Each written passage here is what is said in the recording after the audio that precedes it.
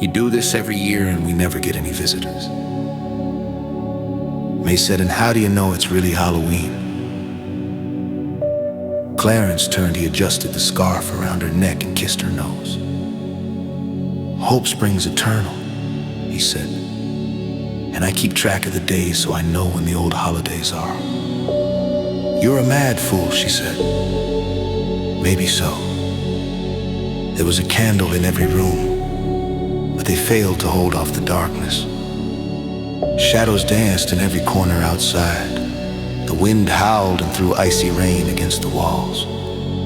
If a kid does come, what are you gonna hand out? They won't be impressed with a dried out biscuit or moldy potato. Clarence grinned.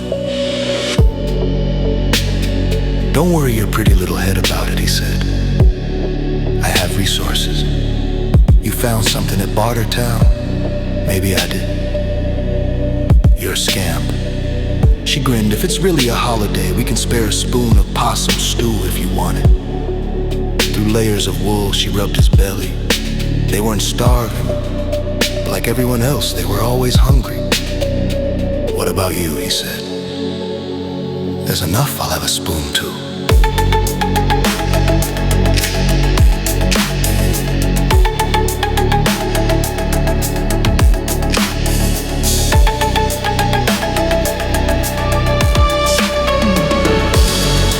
Clarence walked to the kitchen and looked. There were 2 spoonfuls left in the bottom of the pot. Holding her hand to catch a stray drop, she held up the spoon and he opened his mouth. She fed him like a baby. Damn it, May, that's good. She took her bite and tilted her head back. They savored for nearly a minute before swallowing. Clarence picked her up and kissed her neck. That's enough, she said, giggling. There was a noise at the door. Clarence set her down gently and reached for the rifle leaning against the kitchen wall. May reached in her apron pocket and wrapped her fingers around the grip of her revolver. Clarence walked to the front door and pulled the hammer back on the rifle. Be careful, May said. He removed the chains, lifted the wooden latch and unlocked the deadbolt. After pulling the door open a few inches and peering out, he relaxed. He threw the door open wide. What have we here, he said. It was a ghost.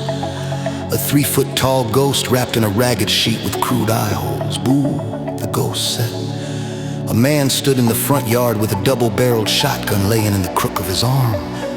He scanned left and right and then returned his eyes to the porch. What did I tell you to say? Trigger tweak, the ghost said. Do you know what that means? Clarence said. Trigger tweak, it means you gotta give me something. Clarence laughed. So it does, he said. Hey, George. Good evening, Claire. George replied. Bitter cold, ain't it? Always, Clarence said. Hold on a second. He moved back into the room and opened the coat closet. Deeply hidden in the pocket of a parka was a can. He pulled a huge knife from its sheath. The knife was sharp. He was easily able to open the can with a fork. He speared a mushy section of Bartlett pear and let the syrup drain off. Ready? He said. The ghost nodded and pulled off its hood from underneath. A thin face was exposed. A boy 6 years old, Andy. Clarence slowly held out the fork and placed the pear in the kid's mouth. His cheeks bulged and a dribble of syrup ran down his chin. May, peering around, Clarence laughed. You like that? Clarence said. Andy nodded vigorously. Yes, sir. Come get some, Clarence called out to George. George looked up with a puzzled expression. You sure? Come on, Clarence said. He speared a pear half and tapped the fork on the can to capture the juice. George steadied Clarence's hand and took the pear.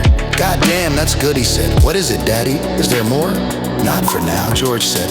I don't think I've had a pear since the disruption. You forget, you know. I know. Clarence said, May, get in here and get some. I was hoping you'd say that. She raised her head and Clarence dropped a pear half on her tongue. Oh, Lord, she said, now you.